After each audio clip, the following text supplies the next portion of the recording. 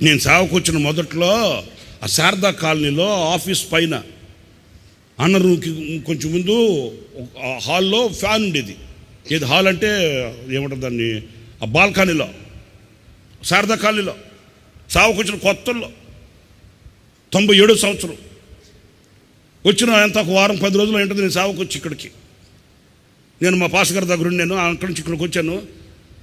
రాత్రి మేము వచ్చి 10 రోజులు ఏమైంటుంది. ఇదిగో ఈ ఫ్యాన్ కింద పడుకొని ఉన్నా. సుఖాన్ని ఎట్లాగా గొడ్డలేసి నరికేవాడు యేసన్న గారు చెప్తున్నా. ఈ ఫ్యాన్ కింద పడుకొని ఉన్నా. అన్న మీటింగ్ ముగించుకొని ఇప్పుడు 2 గంటలకు వచ్చాడు. ఎక్కడో మీటింగ్. నాకు పడుకునేటప్పుడు కాలు మీద కాలు వేసుకుని పడుకుని నిద్రపోవడం అలవాటు. ఇప్పుడు కాదులే, అప్పుడు పడుకొనే ఎలికెతలు పడుకొని కాలు మీద కాలు వేసుకుని పడుకొని ఉంటాను. నాకు చిన్నప్పుడు అలవాటు. అన్న మెట్లోకి వచ్చేసరికి నేను ఫ్యాన్ కింద చాపేసుకొని కాలు మీద కాలు వేసుకుని పడుకొని ఉన్నా. అన్న బ్యాగ్ తగిల్చుకుని మెట్లకి పైకి వచ్చి చూశాడు. రే ఎవడు ఈడు అన్నాడంట. అన్న పలానా ఒరీడికి పడుకుని నిద్రపోయేటప్పుడు కూడా కాలు మీద కాలు ఇడికి ఆహా అనుకున్నాడట. నాకు తెలీదు. నేను నిద్రలో ఉన్నా. వెళ్ళిపోయాడు. ఉదయానికి లేచిన తర్వాత చెప్పారు నాతో, అయ్యా నువ్వు బుక్ అయ్యావు స్వామి అన్నారు. నేను బుక్ అయ్యేదేంటా అంటే, రాత్రి నువ్వు కాలు మీద కాలు వేసి పడుకొని ఉన్నావు. కాలు మీద ఇట్లా కూర్చుంటాం కదా అట్లాగా. అన్న చూశాడు. చూసి ఎవడో ఈడు అన్నాడు. చూసి అన్న నవ్వుకొని వెళ్ళాడు అన్నాడు. మనకు అంత తెలియదు, అప్పుడు కొత్త కదా. అవునా అన్నాను. సరిగ్గా 9:30-10 గంటలకు టిఫిన్ చేసి బెల్ల కొట్టాడు అన్న. రూమ్లో నుంచి బెల్ల కొడితే రూమ్ దగ్గర అన్నకి పరిచయం చేసే బ్రదర్ వెళ్ళాడు, సుధీర్ అని. ఈ పామర్రం దగ్గర నుంచి వచ్చాడు సుధీర్ బ్రదర్ అని. ఆయన వెళ్ళొచ్చాడు. అన్న దగ్గరికి వెళ్తే నన్ను రమ్మన్నాడంట అన్న. ఆయన వచ్చి చెప్పాడు, అన్న పిలుస్తున్నాడు నిన్నని, ఇంకేమైనా ఇస్తాడని చెప్పి వెళితే అన్న రాసుకుంటున్నాడు, మ్యాగజైన్ రాసుకుంటూ, ఏం చేస్తున్నావు అన్నాడు. అన్న ఏం చేయలేదన్నా, క్లీన్ చేసుకుంటున్నాం. నువ్వు విజయవాడలో మీటింగ్లు జరుగుతున్నాయి కానీ ఆ పాస్ గారి దగ్గరికి వెళ్ళి కొంచెం హెల్ప్ చేయపు అంతే. దేనికి? అది ఎందుకంటే తప్పు కాదు. అమ్మో నా తండ్రి మహానుభావుడు, తప్పు కాదు. సుఖాన్ని ఎక్కడెక్కడ కట్ చేయకపోతే మనల్ని లొంగదీసేస్తుంది. అది సుఖాన్ని ఎక్కడెక్కడ మనం కట్ చేయకపోతే మనల్ని ఏం చేస్తుంది? వేరు చేసేస్తుంది. అది నలగొట్టాలి శరీరాన్ని. అది చెప్పినట్టు కనుక మనం ఆడుకుంటూ పోయామంటే మనల్ని అయిపోయింది. ఇక స్తోత్రమే, హల్లెలూయా, స్తుతి వాక్యమే. అక్కడికి వెళ్ళి పాస్ గారికి విజయవాడలో మీటింగ్లు జరుగుతున్నాయి కానీ జింకాన గ్రౌండ్లో పాస్ గారికి హెల్ప్ చేయపో అన్నాడు. మరి ఆ పాస్ గారికి ఏం చెప్పాడని నాకు తెలియదు, దేవుడికి తెలుసు. అక్కడికి వెళ్ళి పాస్టర్ గారు ఒక రిక్షా ఇచ్చి నాకు మైక్ గొట్టాలు ఉన్నాయి కదా, ఆ మైక్ గొట్టాలు రిక్షా కట్టి పాస్టర్ గారు రిక్షాను మైక్ ఇచ్చి నన్ను, ఇప్పుడు కూడా ఉన్నాడు సంఘ పెద్దగా, చంటి అని ఒక పిల్లాడు, ఒక అతను ఇప్పుడు సంఘ పెద్ద మనకు అతను అక్కడ విజయవాడలో, అతన్ని నన్ను జోడు చేసి, నాయన మీరు ఇదిగో అన్నం ప్యాకెట్ తీసుకెళ్ళి సాయంకాలం రావాలి, సాయంకాలం దాకా విజయవాడలో ఊరు మొత్తం తిప్పి అనౌన్స్మెంట్ చేసేసి రావాలి మీటింగ్కి అని చెప్పారు. అవునండి, నీకు ఉదయాన్నే వెళ్ళడం, సాయంకాలం వరకు ఖాళీ నడకన ఆ రిక్షాలో యాంప్లిఫైర్ పెట్టుకుని ఆ చంటి నడిపిస్తూ ఉంటాడు. నేను వైర్ మాట తీసుకొని వెనకాల చేరి అనౌన్స్మెంట్ చేసుకుంటూ చిలువూరు, తెనాలి, కొలకలూరు, చిలువూరు, అప్పుడు 97వ సంవత్సరం సంగతి నేను చెప్పేది. చిలువూరు, కొలకలూరు, తర్వాత తెనాలి ఇటువైపు, ఈ మన విజయవాడ వైపు, తర్వాత ఇటువైపు ఈ ఊర్లన్నీ కాలినడకన రోజు అదే పని. ఒకరోజు ఏం జరిగింది, పోలిహార పొట్లాలు కట్టించాడు ఆటోలో, అదేంటి ఆ రిక్షాలో పెట్టుకొని ఈ హైదరాబాద్ రూట్లో నేను ఆటో రిక్షాని అతను నడిపించుకుంటూ వస్తున్నాడు, నేను వెనకాల వైర్ పెట్టుకొని ఇది అనౌన్స్మెంట్ చేసుకుంటూ వస్తున్నాం. ఎక్కడ?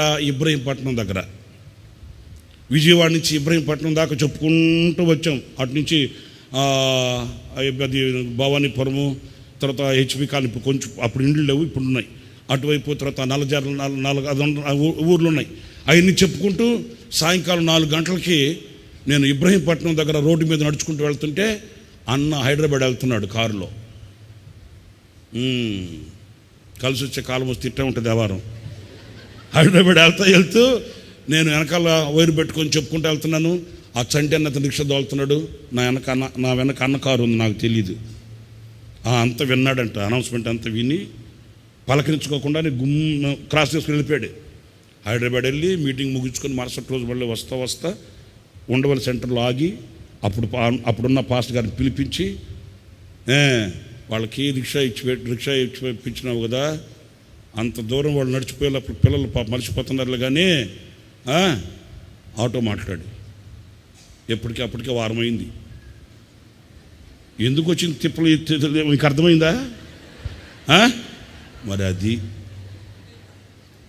మేము అక్కడి నుంచి చెక్కబడ్డాం. ఈరోజు ఈ తెల్ల బట్టలు వేసుకుని ఇక్కడ నిలబడి చిలక పలుకులు మాట్లాడట్లే, అక్కడి నుంచి చెక్కబడ్డాం. పడుకునేటప్పుడు కాలు మీద కాలేసి పడుకున్న దానికి 15 రోజులు పనిష్మెంటు. ముఖం మారిపోయింది, నల్లగా కమిలిపోయింది. ఆ మీటింగ్లు అయిన తర్వాత తీసుకొచ్చాడు మరలా అన్న శారదా కాలనీకి నన్ను. మరేంటి అనుకున్నారు? సుఖం చాలా డేంజర్ అండి, చాలా డేంజర్. అందుకే ఆయన దానికి తావిచ్చేవాడు కాదు. ఆయన మమ్మల్ని పెంచిన విధానంలో మాకు ఎప్పుడు దానికి రాజీ పడేవాడు కాదు, రాజీ పడినవాడు కాదు. నాకు తెలుసు, నేను చాలా సంవత్సరాలు అన్నతో రన్నింగ్ టీంలో తిరిగా.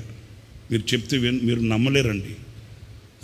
రన్నింగ్లో ప్రయాణంలో వెళుతూ అక్కోళ్ళు అన్నకి పెరుగు అన్నం ప్యాకెట్ కట్టిస్తే నా కళ్ళతో చూశాను సత్యం. మేము నేర్చుకున్న సత్యం ఇది. మేము నేర్చుకున్న అవలంబిస్తున్నాం కనుక, ఆచరించే కనుక, ఈ ఆశీర్వాదాన్ని అనుభవిస్తున్నాం కనుక చెప్తున్నాను, ధైర్యంగా చెప్తున్నాను ఈ మాటని.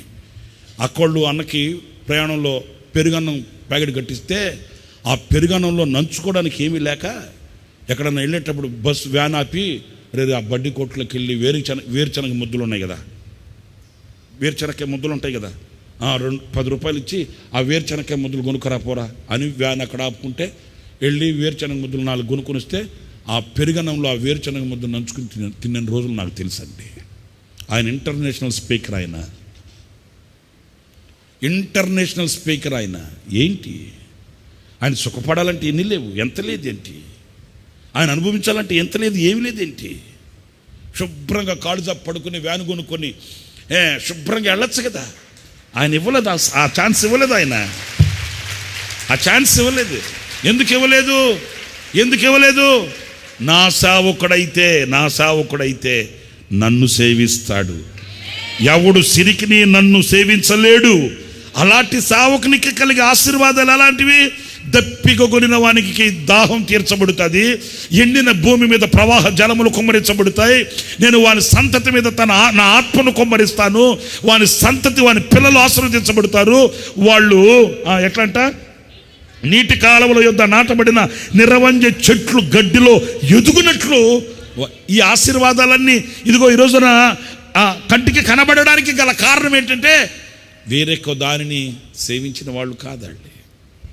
ఈ రాత్రి నేను మీతో చెప్పేది కూడా అదే.